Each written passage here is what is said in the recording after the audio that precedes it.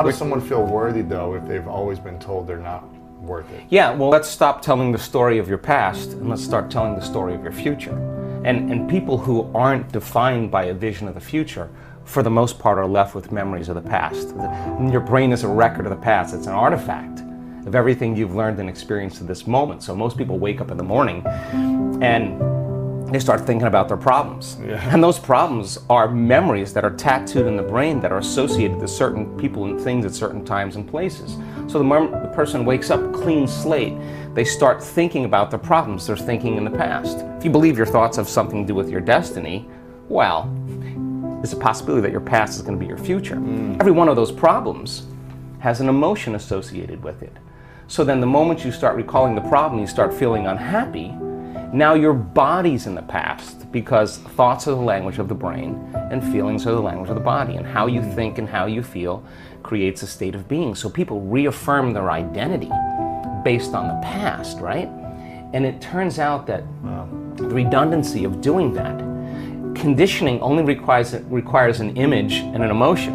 And most people are unconsciously conditioning their body into the familiar past, into the known. So now if you're in the familiar past and in the known, you're going to crave the predictable future, right? That's the known as well. And there's only one place where the unknown exists, and that's the eternal present moment. That's the sweet spot of the generous present moment. So you gotta labor to get that person beyond the emotions that keep them tacked or anchored to the past. And yes, it takes an effort to do that, but if you keep working with the formula, you'll reach that elegant moment where there's a liberation of energy. And now your body, as the unconscious mind, the objective mind, is not believing it's living in the same past experience 24 hours a day, because you're liberating the body from that emotional state.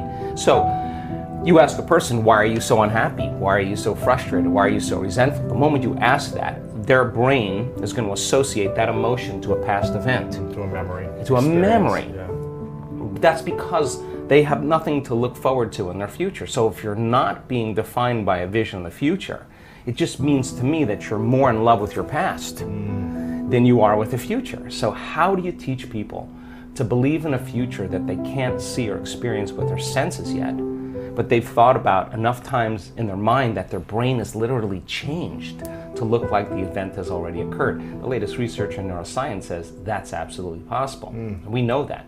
And how do you teach a person to select a new possibility in their future and begin to emotionally embrace that future before it's made manifest to such a degree that their body, as their unconscious mind, is believing it's living in that future reality in the present moment, and they're signaling new genes in new ways ahead of the environment. Now, till their body begins to change to look like the event has already occurred. We've proven that that's possible. Now think about this. So the more you think about your desired future, the joy, the gratitude, the feelings you want to have that are more positive, the more you think about it as a future thing happening, the more your body shifts now. Exactly. So your body is believing it's living in that future reality in the present moment. Now think about this. The stronger the emotion you feel from some condition in your life, the more altered you feel inside of you, the more you narrow your focus on the cause, and the brain freezes an image and takes a snapshot. And that memory now is embossed in the brain. It's branded in there. So then people think neurologically within the circuits of those past experiences, and they feel chemically within the boundaries of those emotions. And the stronger the betrayal, the stronger the trauma, the more the body's living in the past, right? So how do you reverse that? So now, if you truly got passionate about a future, we've all done this. You get a wild idea in your mind and you start holding on to that vision and you're preoccupied with it.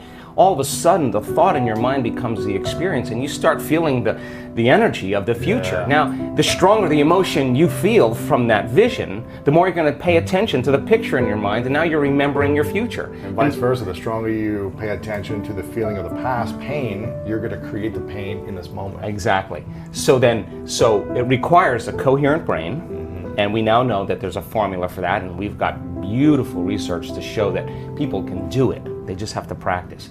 And it requires a coherent heart, because resentment, frustration, impatience creates a very incoherent heart.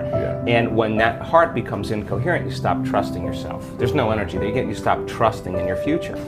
So then, if there's physical evidence in your brain and body physical evidence to look like the event has already occurred.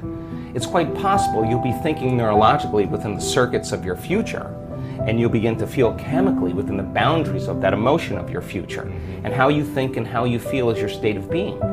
And now your state of being is living in the future instead of the past. Now, the moment you disconnect from the emotion of your future because of traffic or some coworker or your ex or whatever people come up with, now you're back to the energy of your past. And now you're going to start looking for it, analyzing, why hasn't it happened? Well, if you're feeling the emotion of your future, why would you look for it? Because you would feel like it already happened, and that is the place where the magic happens. So then you can't just do this, get up, and then return back to your old state of being. You got to maintain that modified state of mind and body. How do you maintain it when life happens? Well, let me finish. If I punch you in the face right now, how do you maintain? Well, of course. I mean, we all take blows in our lives, and we all react emotionally. But the question is, how long are you going to react? Right. So then, if you can't mediate and regulate your emotional reactions, and those emotions linger for days, that's a years for some people. Mood, and then months, temperament, years, personality trait. So then the person's personality is literally based on the past. But they don't know that because they're doing it over and over again, and it becomes a subconscious program. So now, if it requires a coherent brain and a coherent heart, then we have to train people how to self-regulate. So we've done thousands and thousands of measurements. We've partnered with the HeartMath Institute to teach people how to create and sustain heart coherence. How do we do it? Well, besides going to your workshop, what's the simplified version? I'm sure it takes more time than... Well, it really doesn't. It really doesn't. It just requires getting still, closing your eyes, putting your attention on your heart, changing your breath so that you move into the present moment. And when you slow your breathing down, you slow your brainwaves down. When you slow your brainwaves down, now you're accessing your autonomic nervous system. So then you train a person how to open their heart and feel an elevated emotion. And it takes a little practice. And just like a flower that takes time to bloom, it takes a little bit of time. But if you work in trading the resentment, the frustration, or the impatience for gratitude, appreciation, and thankfulness, and you keep at it, there'll come a moment where that system switches on, and now you're feeling grateful for no reason at all. Now, that's not a bad thing, because gratitude, the emotional signature of gratitude, means something's happening to you.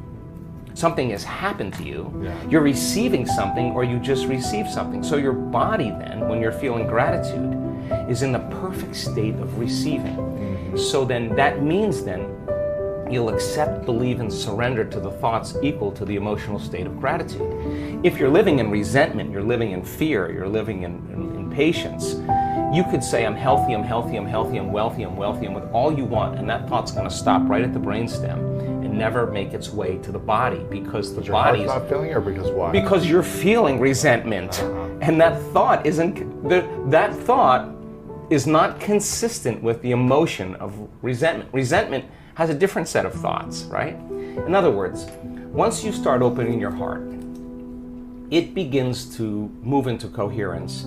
It begins to produce a measurable magnetic field up to 3 meters wide. Now that's frequency, that's energy. And all that energy, that frequency, carries information, carries an intent. So then when you're feeling gratitude and your heart is open, you're broadcasting energy into the field. Now, frequency. Frequency. You lay the intent of the thought of your health or your wealth. That frequency can carry the thought of your wealth. It can carry the thought of your health. If you're suffering, suffering does not carry, that energy does not carry the thought of your wealth. It carries a different set of thoughts.